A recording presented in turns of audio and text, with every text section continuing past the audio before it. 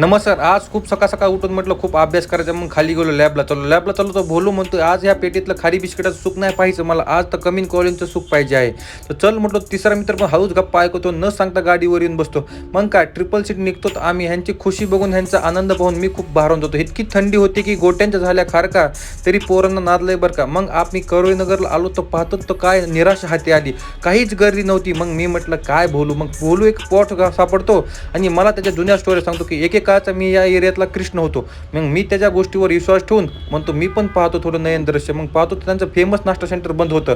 मग गोलू म्हणतो चल माझ्या जुन्या स्पॉटला जाऊ. मग जुन्या स्पॉटला गेलो, पण आमच्या बोलूंचे इशारे काय जात नव्हते. बोलूंचे इशारा पाहून मला पण इशारे जमतात का पाहू म्हटलं. मी इशारे करेपर्यंत तर तोपर्यंत नाश्ता आला. मग नाश्ता करून घेऊ म्हटलं. बोलू म्हटलं चला उधारीच्या खात्यावर चहा पिऊन येतो. बोलूची उधारी चालते. आता परतीच्या प्रवासाची वेळ झाली होती आणि उद्या नव्याने अभ्यासाला लागू. मित्र भेटले असे की MPSC चालू आहे, 10 वर्ष झाले.